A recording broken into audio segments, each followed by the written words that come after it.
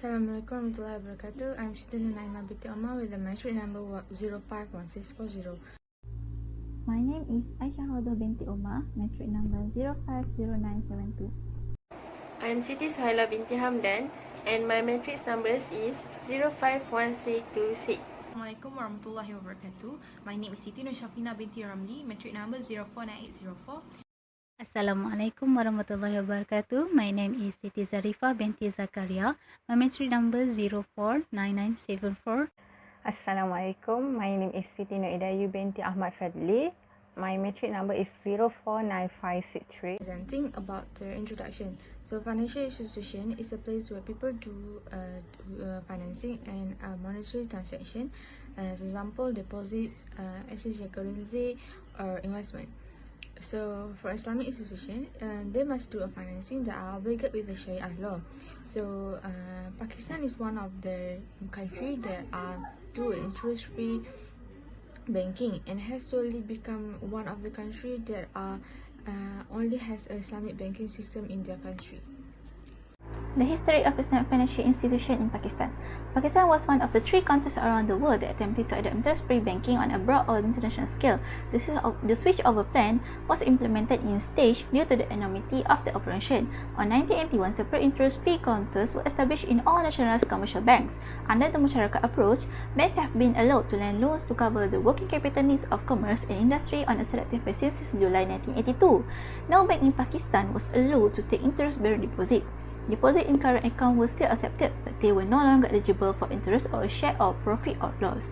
The regulatory framework and operating system of Islamic finance in Pakistan. Islamic banks are trade-oriented financial entities that offer consumers interest-free saving and investment options. It accepts deposit from the general public for both general and special investment funds. The banker and the consumer split the profit or loss according to an agreed-upon ratio. Customers are discovered to be due to increase trust in Islamic banking products and practices. People are rapidly switching from traditional banks to Islamic banks. Islamic banks offer a variety of financing options based on Sharia principles. These items could be according to their individual qualities. They are classified as short-term, medium-term, and long-term. Murabaha injara funding appear to be highly popular with people. Musyarakah exemplifies the bank's attention in diversifying their portfolio. Islamic banks have a higher opinion of service quality than traditional banks in Pakistan. Okay, now I will explain about the rules of Islamic financial institution in Pakistan. The first one is Islamic financial institution play an important role to promote halal food industry. And then Pakistan is one of the countries that produce the various type of meat. And there are some barriers which prevent them to promote their halal food industry in the international world. So to achieve their objective and also to maintain their daily work, the availability assistance of the Islamic financial institution are needed. Okay, next is with the existence of Islamic financial institution, Pakistan can enhance social inclusion and also reduce inequality. Lack of an education, knowledge, and also the discrimination from the bank are the factors that prevent poor individuals in Pakistan to get access from the bank. So Islamic banking are very crucial to provide the basic financial services for poor population in Pakistan and also other countries, because without these basic financial services, it will give effect to the individual's welfare. And now I will explain about the development of Islamic financial institutions in Pakistan. Pakistan is an Islamic republic in which it is the country that must and need to oblige to eliminate the element of interest or riba from their economy. Hence, it is the reason for the Islamic finance industry in Pakistan was introduced and starting to grow in that country. It is as an alternate for the conventional system where it is based on a riba. The Islamic banking in Pakistan is actually on its way to its success. This shows from the number of customers that starting to use Islamic banking starting to increase day by day. For example, we can see the growth of number at several banks in Pakistan such as Nizam Bank, Dubai Islamic Bank, Bank Al Barakah, and etc. Lastly, earlier this year has reported that Pakistan has recorded in the growth of Islamic banking assets during 2020 with the 30% growth, and it was reported that the deposit of Islamic banking industry overall also has shown a significant growth.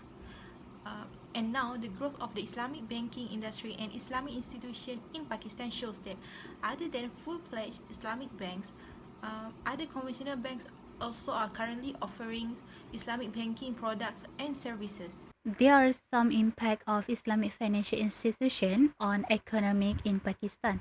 The first is there is a growth in terms of asset, investment and deposit due to an increase in the number of Islamic banking that show an increasing trend of banking in Pakistan. This because the community motivated in using the Islamic banking system compared to the conventional system. Second is asset growth more than 30% as a result of advance in the Islamic banking, and it is a great income to the economy. Next is the real growth domestic product GDP growth has increased to 7.26% due to the implementation of the Islamic banking system and the economic transition. It shows that implementation has gave a good impact, especially in the financial sector in the economy. Last, the implementation of Islamic banking helps the country's economy to reduce the unemployment rate, and it is shown that Islamic banking give an impact on the economic development in the Pakistan. Today I will explain about the challenge of Islamic finance in Pakistan. First is development of capital market. The growth of Islamic financial market is accelerating. The Islamic financial market is rapidly expanding. Institutional investors will profit from a well-developed of Islamic capital market. Second is the Islamic banking in Iran, Sudan, Pakistan by focusing on the environment and development of corporate banking over the last few decades. This study shows the need for product innovation to make Islamic banking stable in alternate markets. Next is the lack of trained manpower. It also challenges the risk question about the authenticity of information, quality in product service and delivery in all aspects. The supervision of Islamic bank under autonomous supervision and regulation is also required to ensure understanding of Islamic financing industry. Last is the lack of provision in financial service, limited branch network and limited understanding of Islamic banking principles. Islamic banking is feasible but not sustainable due to lack of public awareness about Islamic mode financing. So for the conclusion, the study might be helpful for people to know more about the Islamic financial institution in Pakistan.